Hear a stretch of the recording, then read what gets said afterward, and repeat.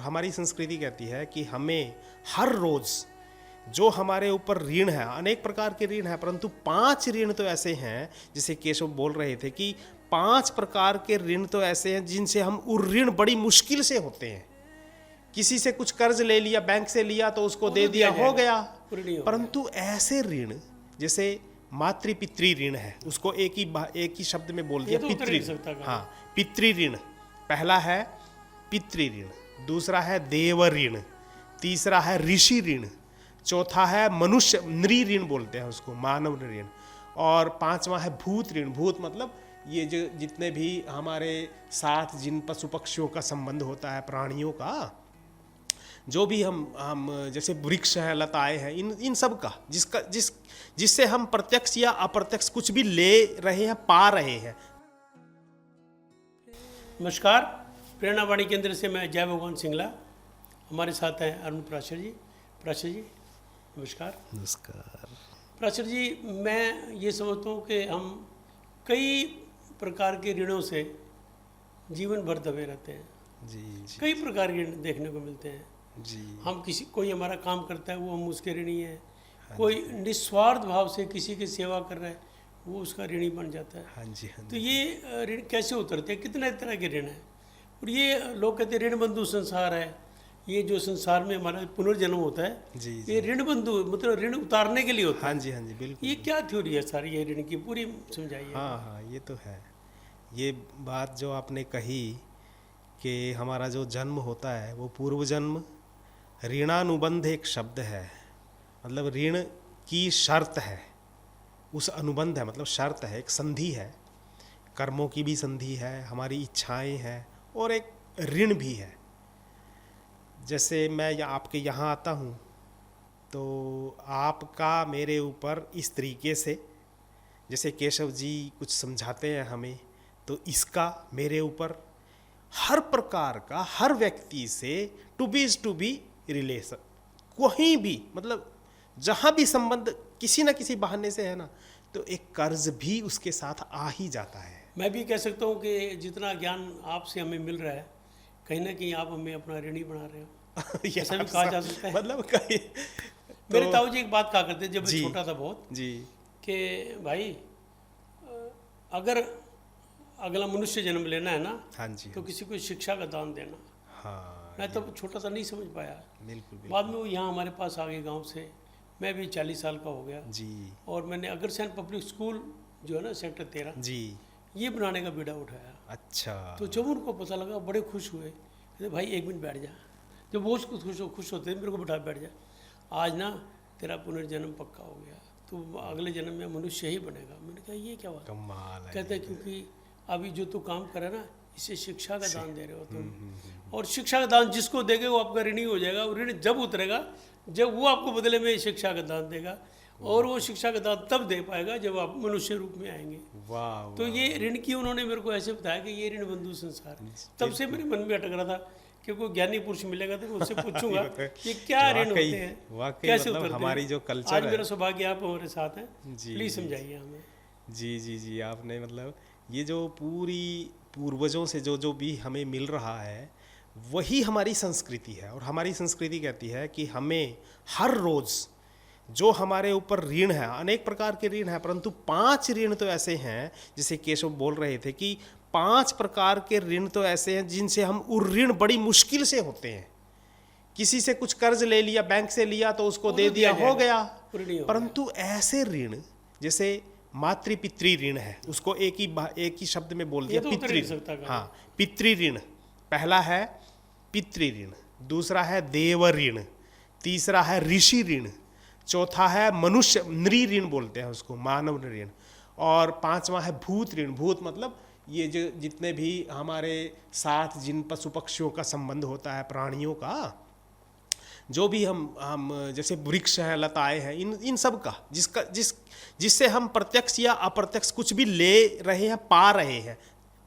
जा रहे हैं सड़क पर, धूप लगी है, किसी पेड़ की छाया में, ऋण इन चीज़ों से, इन सब 5 जो ये बांट दिए हमने, इनसे हम ऋण बड़ी मुश्किल से होते हैं। इसलिए ऋषियों ने एक रास्ता सुझाया था हमारी कल्चर ने एक रास्ता ठीक, सुझाया। मैं आपकी बात काट को एक बात करूं। जी जी। मेरे को किसी ने एक बार बताया था कि पितृ ऋण से थोड़ा बहुत अगर आप ऋणी हो सकते हैं, वो होता है कि अपनी संतान को जन्म दे। हाँ बिल्कुल बिल्कुल, ऐसा यही भी यही इसी पे मैं आ रहा था कि इनका उऋण कैसे हों, इसके कुछ तरीके वेदों से हमारे पूर्वजों ने हमें बताए कि हमें हर रोज़ जब हमारी दिनचर्या शुरू होती है, तो उस दिनचर्या में जब हम भगवान के यहाँ या मूर्ति के यहाँ बैठते हैं, संध्या करते हैं, तो वहीं से उऋण होने की भी एक गतिविधि शुरू हो जाती है। हाँ जी। तो सुबह जब हम भोजन करें, भोजन से पहले हम बलि वैश्वदेव निकालते हैं, वो इनके लिए है। जो भूत ऋण, जो हम पशु पक्षी हैं, इनको हम जब खाना निकाल कर देते हैं, उससे कुछ हो सकते हैं हम उऋण हो जाएं।